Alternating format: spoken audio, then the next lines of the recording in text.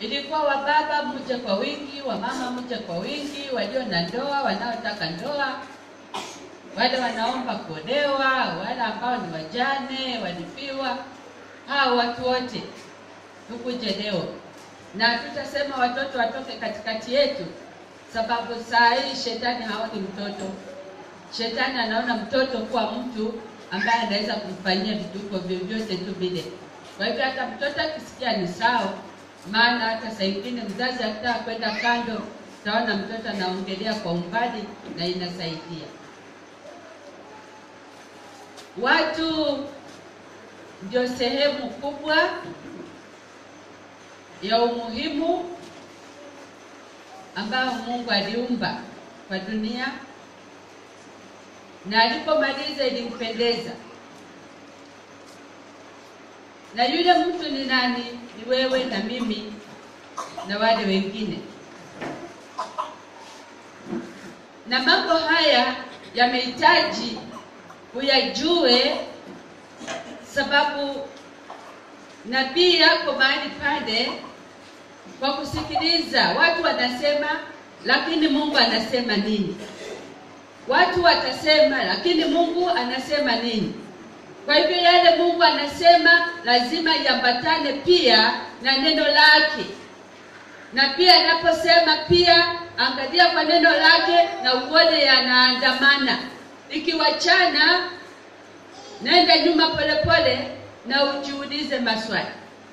Lakini ikiwa inaandamana, tenda hayo ambayo Mungu anataka na ushindi wake utauona. Kwa hivyo watu ndio sehemu kubwa ya umuhimu ambao Mungu aliumba, ni wewe na mimi na wale watu wengine.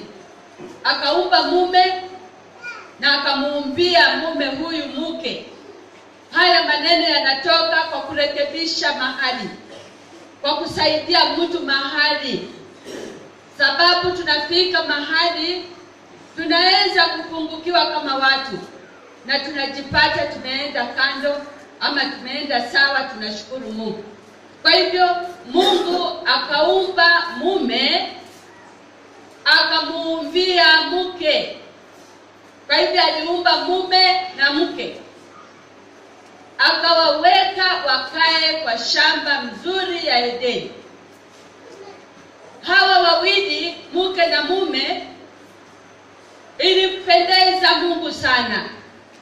Nao pia walipendana, wakafurahiana. Na ikawa kila jioni Mungu anakuja kuwatembelea, anakuja kuwaona.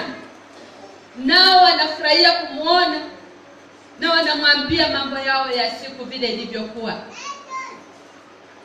Kwa hivyo akawapa uhuru wa kutawala lile shamba la Eden. Lakini ikawa watii Mungu, maana Mungu ndiye anayejua nini kizuri kwao. Na wakatii Mungu, wakitii Mungu ama walitii Mungu wakati ule, wakaishi kwa furaha. Na wanyama wale ambao walikuwa pale, na kwa shamba aliwapa amri. Hii kila mtu anaimba, ni kama wimbo. Asile tunda la katikati la mti wa katikati. Hii ni wimbo watu huimba kila wakati. Kwa hivyo hawa wawili walipewa hiyo amri.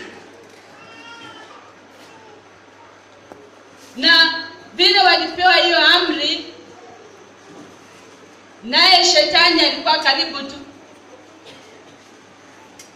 Shetani akawa anaangalia, anasikia, lakini alirudi nyuma na akawaambia ya kwamba si kweli. Vile Mungu anasema si kweli. Kwa hivyo Adam na Eve wakiwa pale hivi, akiwa ndiye anaambiwa, aliweza kuvunjika kwa ajili shetani anasema hapa. Hata mwezi kwa vile Mungu anasema, lakini walikula lile tunda na wakaanguka kwa yale mambo ambayo Mungu aliwaambia.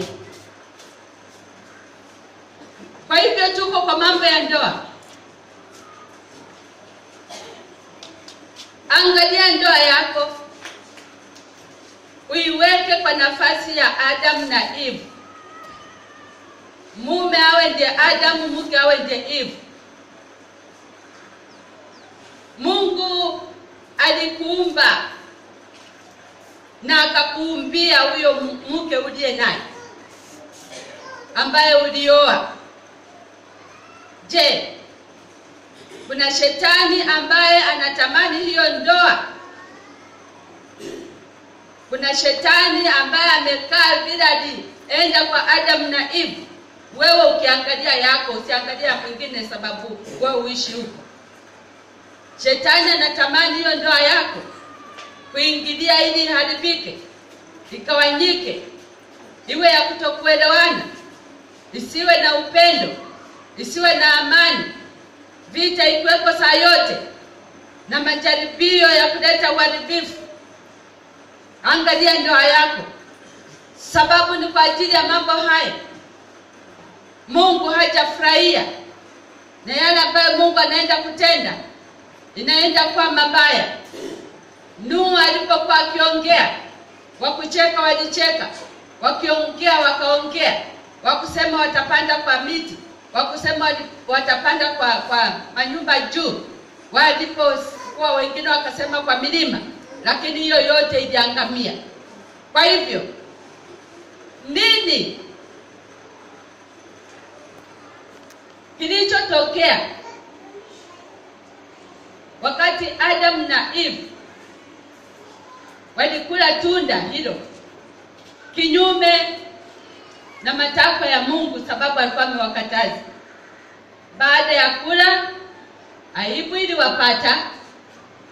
Hata jioni hawakutoka kwenda kuongea na Mungu vile walikuwa wanaenda kumuona wakati amekuja kuwaona.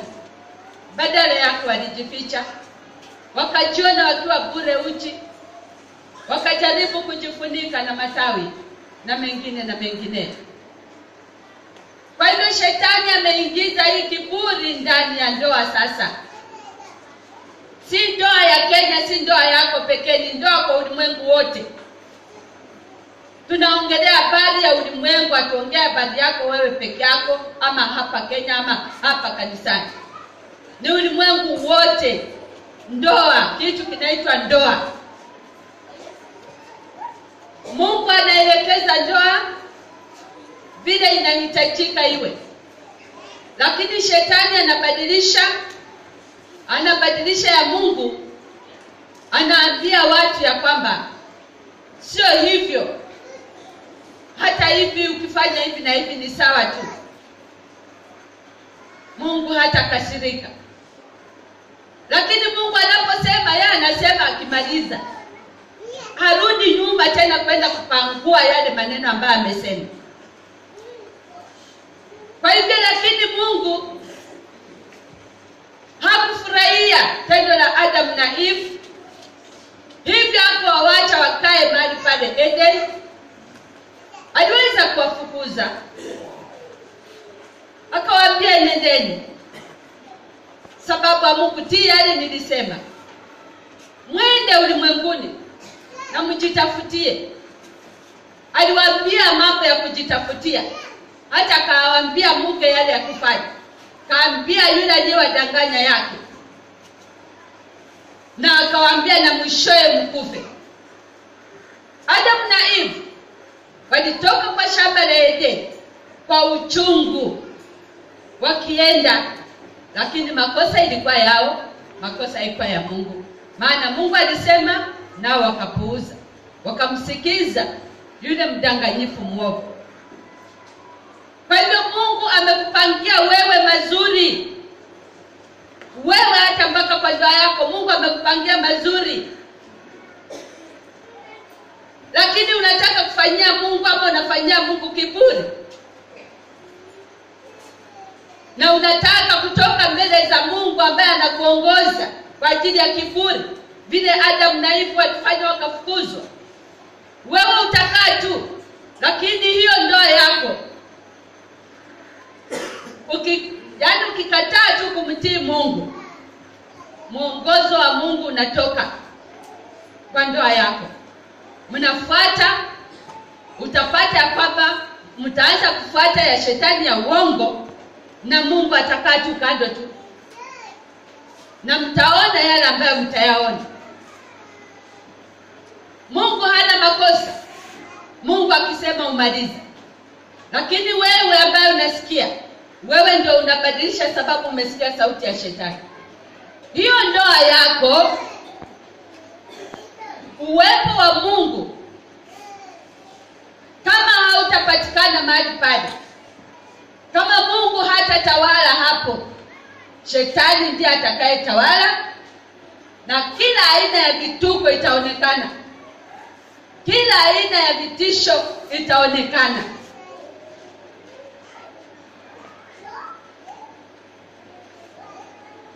Ninapoendelea hapa, mtu naende Genesis 4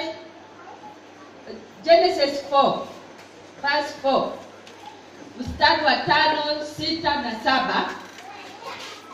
Ushikilie tu kwa karibu nao ninaposema, utausoma.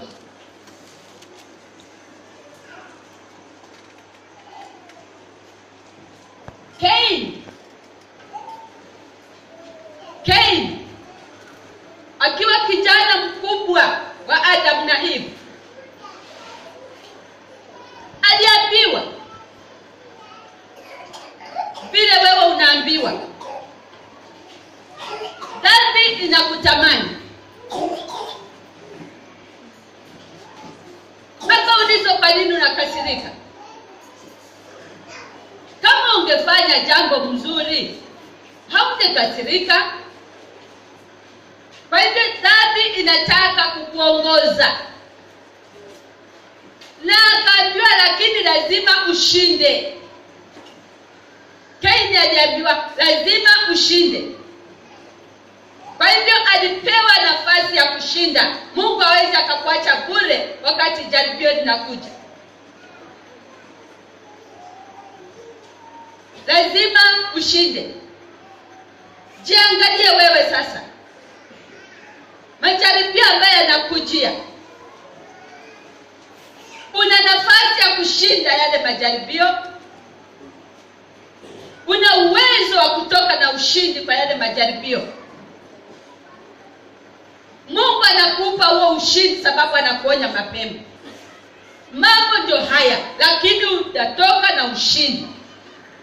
Na usipotoka na ushindi, wewe mwenyewe ndio utakuwa umetaka, na wewe mwenyewe ndio utakuwa umeharibu. Angalia kwa ndoa yako. Shetani anatamani kufanya nini hii ambayo haimfurahishi Mungu, na inaenda kuleta dhambi na kifo. Tii Mungu, usianguke. Tutii Mungu, tusianguke. Aliyepata Genesis 4, 5, 6, 7, soma sasa.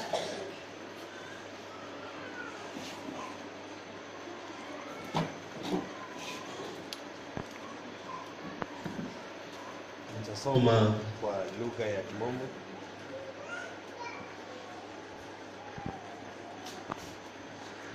Nitasoma kwa lugha ya Kimombo.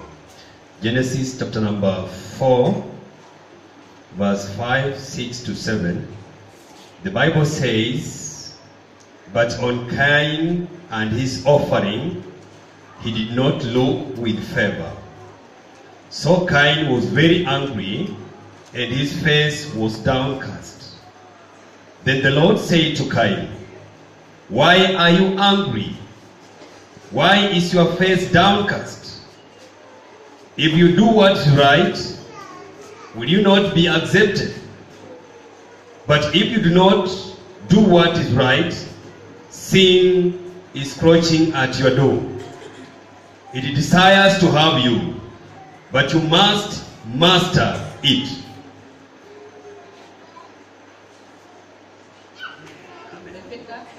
Saba.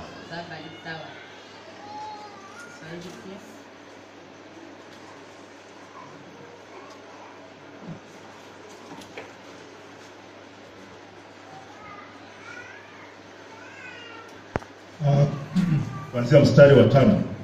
Bali Kaini hakumtakabali wala sadaka yake. Kaini akakadhabika sana, uso wake ukakunjamana. Bwana akamwambia Kaini, kwa nini unakadhabu na kwa nini uso wako umekunjamana? Kama ukitenda vyema hutapata kibali, usipotenda vyema dhambi iko inakuotea mlangoni, nayo inakutamani wewe, walakini yapasa uishinde. Andika hiyo Genesis 4, 5, 6, 7. Itakusaidia baadaye.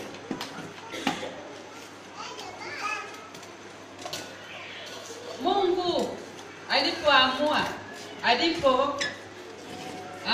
kumaliza kisasi cha uovu, alitumia Nuhu, hiyo nimeshasema. Akawaambia, lakini watu walipuuza. Na kama tu vile wewe na mimi tunaambiwa tukipuuza tutaangamia.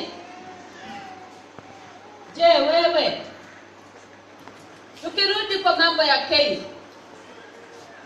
sio mambo yote wewe kama mwanadamu itakuendea sawa. Kuna mengine utayapata yanakuwa magumu kwako. Kuna mengine utafanya na usiambiwe ni mazuri. Na kwa ajili ya hiyo unapokasirika dhambi na kutafuta na mambo yanakuja kuharibika. Kwa hivyo Mungu alipoamua kumaliza hicho kisasi kibaya, alitumia Nuhu kuambia watu, lakini hawakusikia.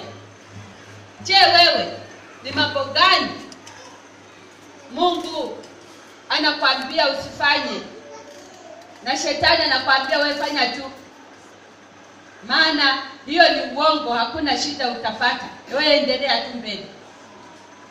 Una nafasi, una uwezo wa kuacha yasiyompendeza Mungu. Una uwezo wa kuambia shetani hapana. Usifanye kiburi. Usifanye kiburi. Na utoke kwa upande wa Mungu, acha Mungu akuongoze. Na Mungu akiamua kumaliza kisasi hiki ama kisasi ya sahihi kwa ajili ya uovu ambao umejaa, na uovu huu ndio unaenda unashikana mpaka kwa ndoa, wewe binafsi utapona. Vile Nuhu na jamii yake waliweza kupona, utapona. Mungu aliona si vyema mume kuishi peke yake, akamtengenezea mke mmoja. Mungu angekubali mume huyu awe na wake zaidi ya moja, angetoa mbavu 2. Nimekwambia uume meno, na kwa sababu tuko kwa ulimwengu ambao umechanganyikiwa, wewe sikiliza, na una nafasi ya kurudi mbele za Mungu kuambia Mungu nisamehe. Kwa hivyo Mungu alitengenezea, Mungu aliona ni si vyema mume kuishi peke yake, akamtengenezea mke mmoja. Na Mungu angejua mume huyu anahitaji wake zaidi ya moja, angetoa mbavu zaidi ya moja na atengeneze. Kwa hivyo tunakuja kusoma Genesis 2:18-24. Yule ambaye anaweza kupata kwa haraka tashukuru. Genesis chapter 2 verse 18-24. The Bible says, the Lord God said, it is not good for the man to be alone. I will make a helper suitable for him. 19. Now the Lord God had formed out of the ground all the beasts of the field and all the birds of the air. He brought them to the man to see what he will name them. And whatever the man called each living creature, that was its name. So the man gave names to all the livestock, the birds of the air, and all the beasts of the field. But for Adam, no suitable helper was found. 21. So the Lord God caused the man to fall into a deep sleep. And while he was sleeping, he took one of the man's ribs and closed up the place with flesh. 22. Then the Lord God made a woman from the rib he had taken out of the man, and he brought her to the man. May the Lord bless the reading.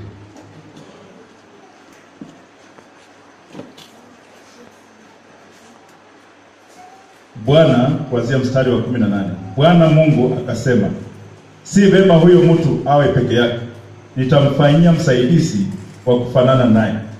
Bwana Mungu akafanyisa kutoka katika ardhi kila mnyama wa msituni na kila ndege wa angani, akamletea Adamu ili aone awahitaje kila kiumbe hai. Jina alilokiita Adamu likawa ndilo jina lake. Adamu akawapa majina yao kila mnyama wa kufugwa na ndege wa angani na kila mnyama wa mwituni, lakini hakuonekana wa kumsaidia Adamu aliyefanana naye. Bwana Mungu akamletea Adamu usingizi mzito, naye akalala. Kisha akatoa ubavu wake mmoja, akafunika nyama mahali pake, na ule ubavu aliyoutoa katika Adamu, Bwana Mungu akaufanya mwanamke, akamleta kwa Adamu. Adamu akasema, sasa huyu ni mfupa katika mifupa yangu na nyama katika nyama yangu, basi ataitwa mwanamke, kwa maana ametwaliwa katika mwanaume. Kwa hivyo mwanamume atamwacha baba yake na mama yake, naye ataambatana na mkewe, nao watakuwa mwili mmoja. Na neno I just forgotten, sorry. 23, the Bible says, the man said, this is now bone of my flesh, my bones, and flesh of my flesh. She shall be called woman, for she was taken out of man. 24, for this reason, a man will leave his father and mother and be united to his wife, and they will become one flesh. May the Lord bless the reading.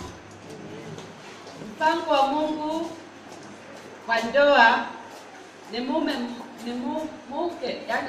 mmoja na mke mmoja, kuishi pamoja mpaka kifo kiwatenganishe. Ndio yule ambaye amebaki anaweza kuolewa tena ama kuoa tena. Wale wa kusoma, andika Matthew 19 na kupatia ile mistari ambayo mtu akikuuliza swali kesho unamwambia ni hii na hii na hii zimesimamia. Matthew 19 mstari wa 3, 4, 5 mpaka 6. Halafu uandike hiyo, usimame naye. Nitakwambia wakati wa kusoma. Kwa hivyo Wafarisayo walimteka Yesu na swali. Walitaka wasikia anasema nini. Je, mume anaruhusiwa kupeana talaka kwa mke wake kwa chochote kile? Na Mungu na Yesu akasema hapana. Mume atawacha wazazi, imesoma tayari. Hawa wawili waungane, kifo ndio itawatenganisha. Sio mume apeane talaka kwa mke wake. Tunapofika hapo, kwa hivyo ukiingia kwa ndoa ya mtu tayari unavunja agizo ya Mungu, usitenganishe. Utahukumiwa. Usitenganishe wawili walio mwili mmoja, wale Mungu aliumba. Sasa tunaingia mahali ambapo watu wanaruhusiwa kuoa wamama wengi. Sasa usikilize hapo. Tumesoma mpangilio wa Mungu, tumekuja. Sasa tumekuja mahali kwa wamama wengi, usikie hiyo. Na uandike kabisa hiyo Matthew 19:3, 4, 5, 6. Tutaisoma. Tunakuja hapa uovu wa binadamu. Mahali ulianzia. Tumepata ule ulikuwa mpangilio wa Mungu. Lakini sasa uovu ukaingia. Uovu ulikujaje? Wasichana walizaliwa wazuri wazuri, kwa sura mzuri mzuri, maumbile ile mzuri mzuri, mpaka waume wakaanza kuchanganyikiwa, na ikawa ni kuchukua kwa yule umeona, unachukua kwa huyu, unachukua kwa huyu, unachukua kwa huyu. Na kwa ajili ya ile tamaa, kama ilivyo saa hii sasa, tunaambiwa wasichana ni wengi kuliko wanaume, na watu wamezaliwa, hata wengine saa ingine tunaambiwa hata huyu labda si mama alimzaa huyu, baroma ngoa sinasiania yani alitoka tu akajileta, hakuzaliwa kwa ajili ya uzuri wake na maumbile yake. Kwa hivyo ni mambo ilianza kitambo na inaendelea. Kwa saa hii wasichana wako wengi wazuri, warembo, sura mzuri, maumbile, mpaka waume sasa wamechanganyikiwa. Hata wengine wanajuta, ningejua nilikuwa naoa kwa nini haraka haraka. Anajuta kwa nini aliokota watu haraka haraka, na kumbe mambo ndio ilikuwa inakuja. Jaribio likiingia,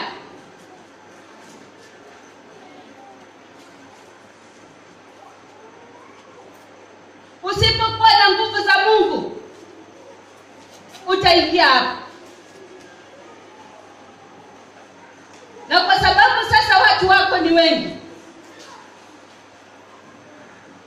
mpaka shetani huyo anahakikisha, ukitaka kujua huu ni mpango ambao sio mzuri, licha imeingia, lakini unapata kwamba mpaka wanaume hawa wameona wasichana wazuri, wameona watu wazuri, lakini hii tamaa haikomi pale, mpaka wanataka waone pia wanaume wengine pia ni warembo.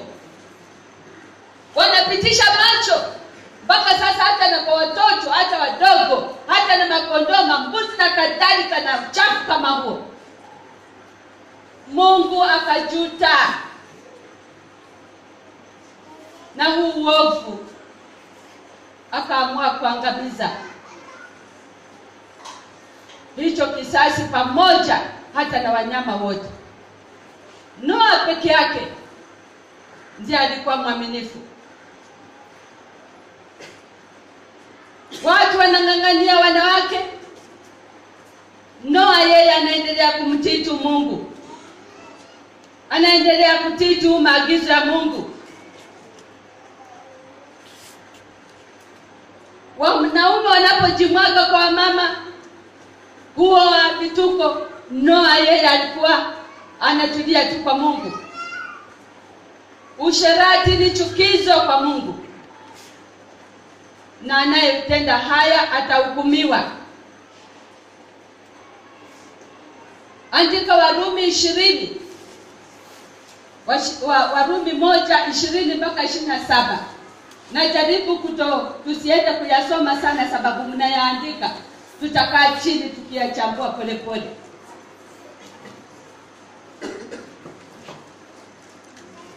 Warumi 1:20 mpaka 27, utapata ndani mambo haya. Kukataa kuabudu na kutii mapenzi ya Mungu, shetani anachukua nafasi na kusimama ili aweze kukutoa ama akusukume kwa mambo ya maajabu, na watu wabaki wakishangaa. Kwa haraka, aliyepata ilikuwa nini? Ilikuwa Matthew tulisoma. Alafu mwingine atafute Genesis 6:1-8. Ya haraka tu, sababu mambo haya yanasumbua. Mnaweza kuamini mtu ametoka hapa na ameoa sasa wa mambo wamefika 8, 8 hata afadhali wa wawili wa watatu sasa 8, na bado anasema tu mlango wake uko wazi. Na alitoka hapa sababu aliona hapa kumefungwa, hakuna namna ya kupumua. We read Matthew 19:3-6. The Bible says, some Pharisees came to him to test him, They asked, "Is it lawful for a man to divorce his wife for any reason, for any and every reason? Haven't you read?"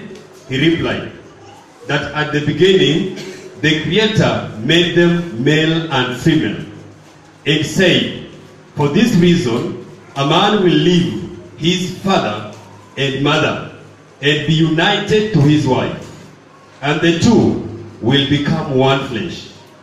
Number 6, so they are one, no longer two, but one. Therefore, what God has joined together, let man not separate. Nafikiri kila mtu amesikia kizungu hapa, watu ni wasomi. Twende Genesis 6:1-8.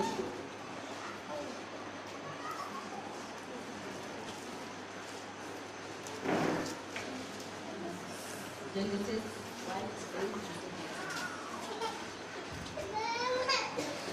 1:8. Mwanzo 6:1-8. Ikawa wanadamu walipoanza kusidi usoni pa nchi, na wana wa kike walisaliwa kwao, wana wa Mungu waliwaona hao pindi za wanadamu ya kuwa ni wazuri, wakajitwalia wake wowote waliowachagua. Bwana akasema, roho yangu haitashindana na mwanadamu milele, kwa kuwa yeye ni nyama, basi siku zake zitakuwa miaka 120. Nao wanefili walikuwako duniani siku zile. Tena baada ya hayo, wana wa Mungu walipoingia kwa pindi za wanadamu, wakazaa nao wana. Hao ndio waliokuwa watu hodari zamani, watu wenye sifa. Bwana akaona ya kuwa maovu ya mwanadamu ni makubwa duniani, na kwamba kila kusudi analowaza moyoni mwake ni baya tu siku zote. Bwana akakairi kwa kuwa amemfanya mwanadamu duniani, akahuzunika moyo. Neno libarikiwe. Hiyo umesikia yale Mungu aliweza kusema. Kwa hivyo twende Romans 1:2-27 kama ulikuwa umepata.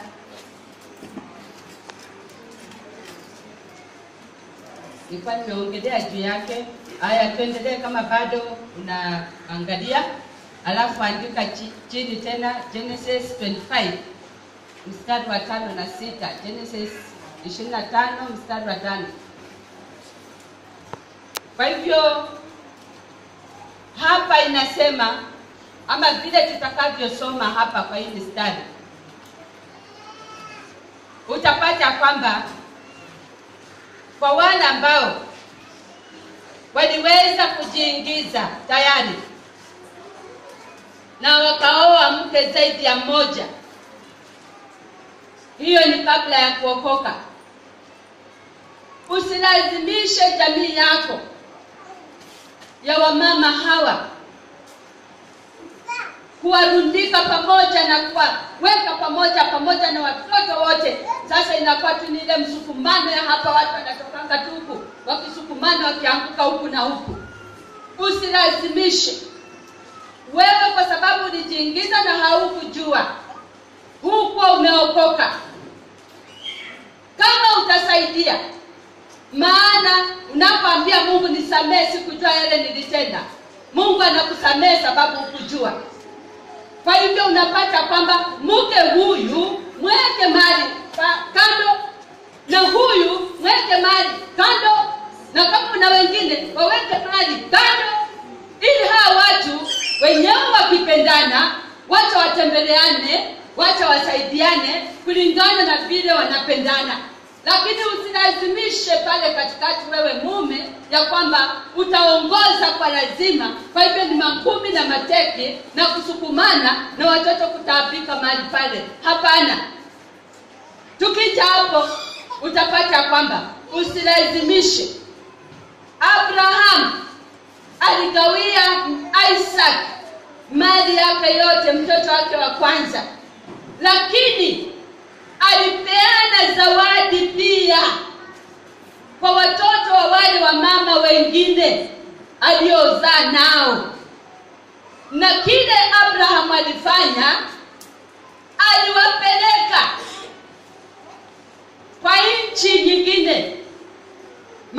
magharibi ama sijui kwa wapi ukisoma.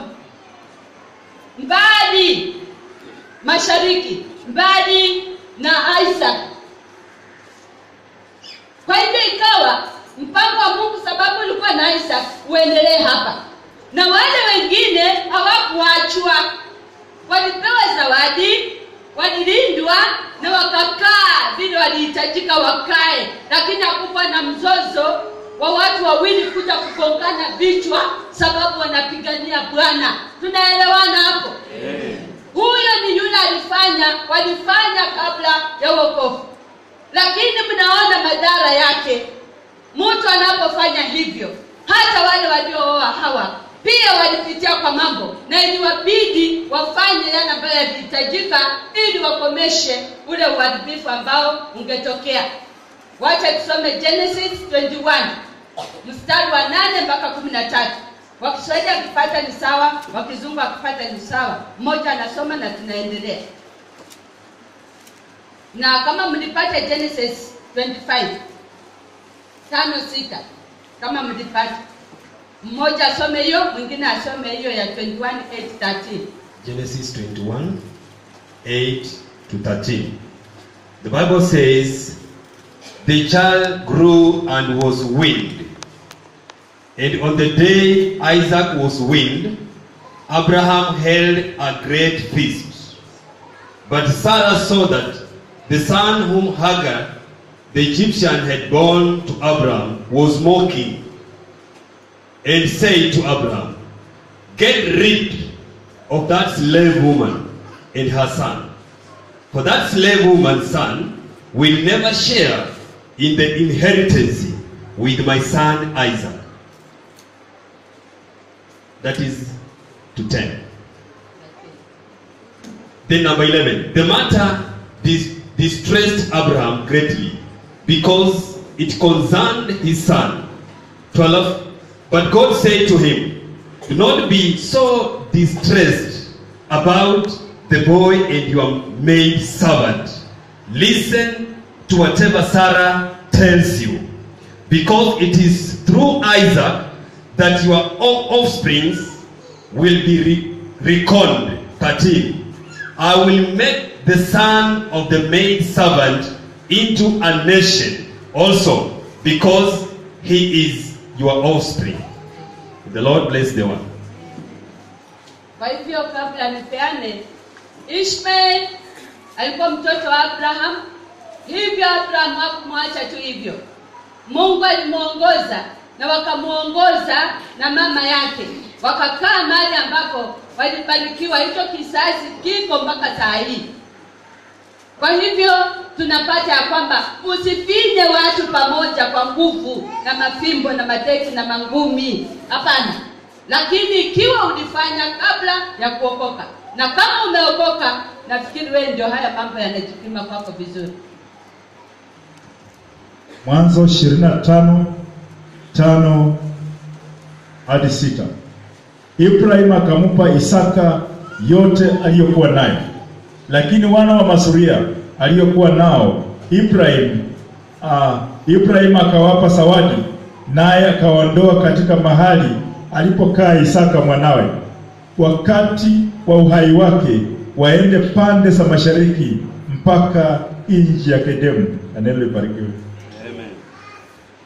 Tunapata kwamba ukiwa hapa na wewe ni mama mke wa pili na uliolewa ndio mkakuja mkaokoka, hata saa nyingine uko hapa peke yako, yule mume hajaokoka yuko hapa, usije ukajuta kwa sababu labda ulitenda jambo, lakini umemrudia Mungu, umemlilia na ukaambia Mungu akusamehe, na Mungu alikusamehe, na hayo yalikwisha, na watoto wako watabarikiwa kwa sababu ni watoto wa yule mbaba. Tunaelewana hapo? Amen. Yale yanaongelewa saa hii ni ule uchafu ambao Mungu hataki uendelee, sababu watu wameona ni mchezo na wanaendelea.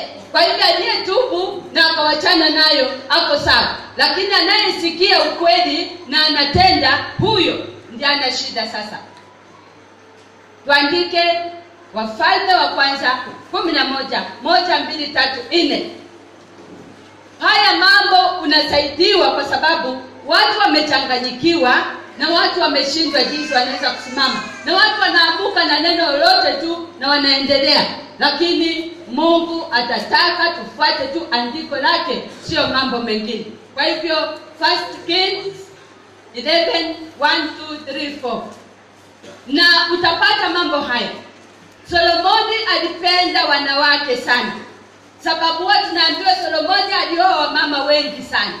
Solomoni alipenda wanawake sana, mpaka wakamfanya akatoka kwa Mungu, akageuka na akatoka kwa Mungu.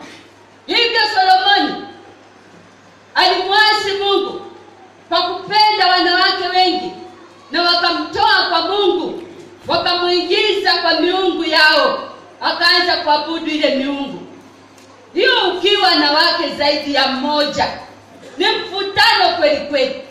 Hata najua mtasema ndio mama, ni mfutano wa kweli kweli. Kwa upande wa kumpendeza Mungu inakuanga ngumu kwa jamii pana, sababu kila mtu ana mambo yake, kila mtu ana mambo yake. Unajaribu kuleta hii, huyu anajaribu kuleta hii. Solomoni alioa wake 700 na mazuria 300. Hata sijui kama kuna mtu atawahi wa hivyo 700 watu na mazuria 300. Akianza kuwatembelea Januari anawamaliza lini? Ukiwapanga kwa kalenda vile anahitajika azunguke, atawamaliza lini? Na atakuwa amefikia mazuria 300. Kwa hivyo hawa walimtoa hata kwa kuabudu sasa Mungu wa kweli, akaingia kwa miungu. Na tunapata kwamba walipomtoa kwa Mungu na akaanza kuabudu miungu yao, ni kadhalika tu vile wewe sasa kwa maisha ya saa hii. Napoendelea hivyo, chukua hiyo 1 Kings 11:1-3-4, nafikiri ndio hiyo moja. Sasa sikia kwa maisha ya saa hii na ulinganishe na ile ya Solomon. Ukioa wamama wengi saa hii, miungu ya wamama hawa ni mingi sana, na mtakubaliana na mimi, utapata kwa hii jamii urogi hauishi, uchawi hauishi, majini inatafutwa usiku na mchana, mashetani inaabudiwa, kuuana iko pale, madawa ya kuharibiana iko, usherati inaingia, wizi iko kwa hii jamii, wivu na chuki, madharau iko, kutokuelewana ni kila siku, masengenyo ni kila siku, vitina ni kila siku, kupigana iko hapo kila siku. Inatoka kwa wamama inaenda kwa baba, inaenda kwa watoto, mapigano na kusukumana huku na huku. Sumu kwa vyakula hata utapewa ukudi. Masomo ya watoto inaharibika, ama hata watoto wenyewe wanakataa kusoma, kwa sababu jamii imekuwa kubwa mpaka kila mtu anajitakia kwake. Ikienda kwa fulani ni shida kubwa. Kwa hivyo haya ndio mambo ambayo ni magumu kwa mtu yule ambaye anaamua kuwa na jamii pana kubwa na imshinde kuongoza, ndio aone mambo haya vile ambavyo itakuwa. Lakini sasa sijui bila atarudi mbele za Mungu amwambie nisaidie kuongoza wa mama 700 na mazuria 300. Sijui bila ataenda aongee na Mungu hapo. Kwa hivyo hebu tusome hiyo Kings 11:1-3-4. Namalizia usichoke, lakini ni lazima upate mambo haya, yatakusaidia kesho na kesho kutwa, na utasaidia mtu mwingine. 1 Kings chapter number 11:1-4. The Bible says, King Solomon, however, loved many foreign women, besides Pharaoh's daughter Moabites, Ammonites, Edomites, Sidonians, and Hittites. They were from nations about which the Lord had told the Israelites, you must not intermarry with them, because they will surely turn your hearts after their gods. Nevertheless, Solomon held fast to them in love. Number 3, he had 700 wives of royal birth and 300 concubines, and his wives led him astray. Number 4, as Solomon grew old, his wife turned his heart after other gods, and his heart was not fully devoted to the Lord his God, as the heart of David his father had been. May the Lord bless the reading.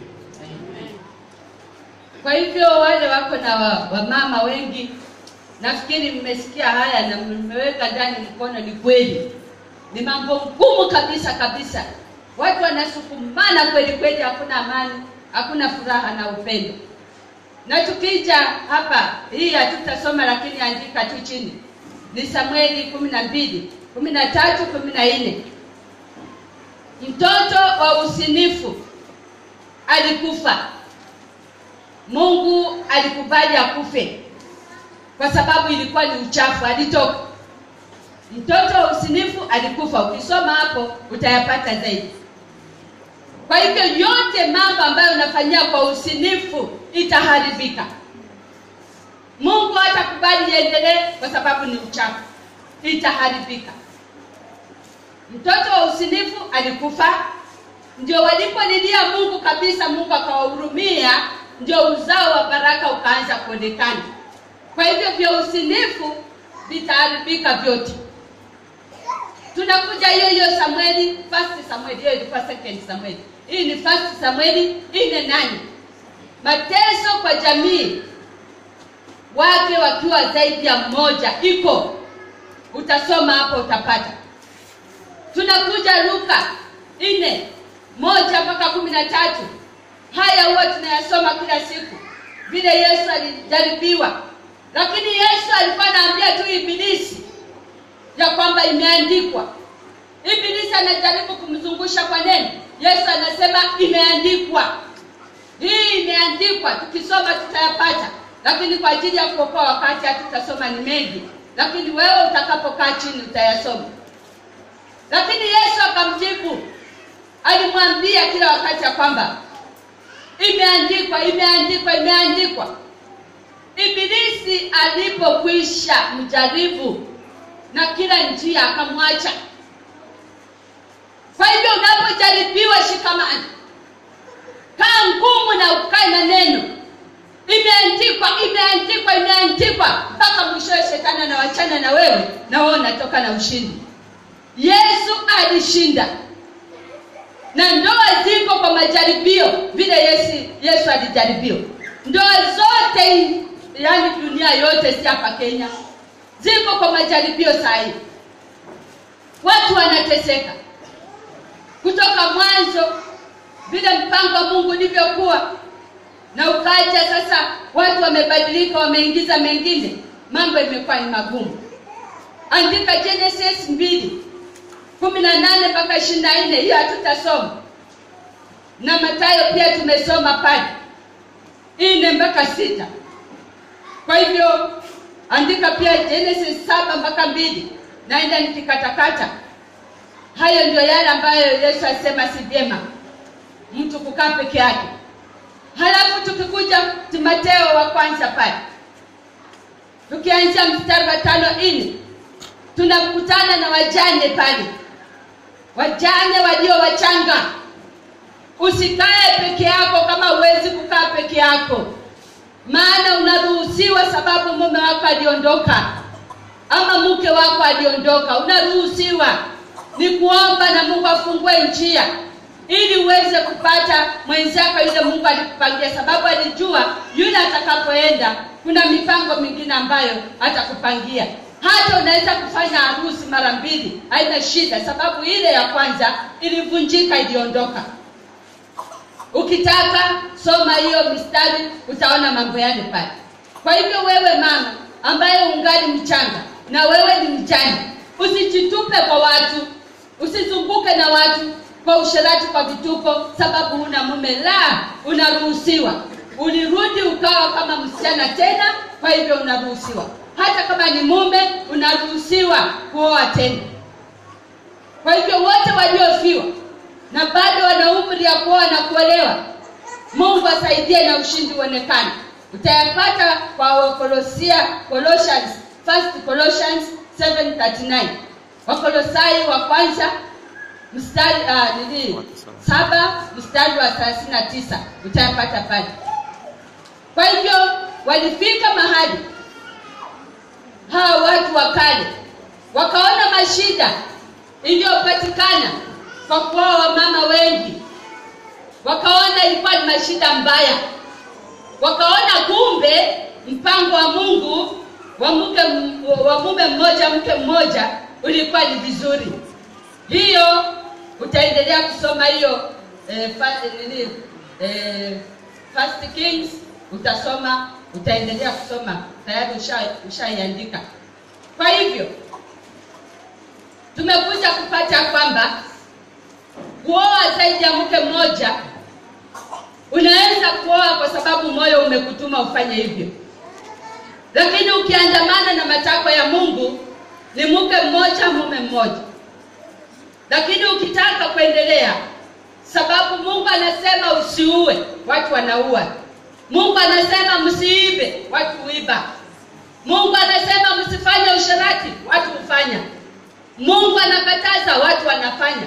Kwa hivyo mtu akiamua mambo yake, hauna vile unaweza kumsukuma. Lakini neno linasema kwa wote ambao wanamtii na watende mapenzi yake, na mwishowe waone mbingu. Na wewe ambao uliingia pale bila kujua na umekuja kuokoka na ukaomba msamaha, wewe ni mpya, ya kale yalikwisha, leo ni mapya, unaendelea na maisha ya kumpendeza Mungu. Labda urudi tu kwa mengine yale mwenyewe unafikiria. Kwa hivyo yule alioa bila kujua, yule alioa bila kujua na wamemrudia Mungu, nyinyi mko sawa, mko wasafi. Lakini yule ambaye anajua anaasifanya. Lakini yule ambaye atafanya ni kama yule anaambiwa usiibe na anaiba, usiue na anaua. Usifanye nini na anafanya kwa sababu ametaka kufanya, ana uhuru ule. Vile saa hii sheria kuna mahali inasema haki yangu, mambo yangu ni haki yangu, hata na mavazi ni haki yangu, utaniambia kitu.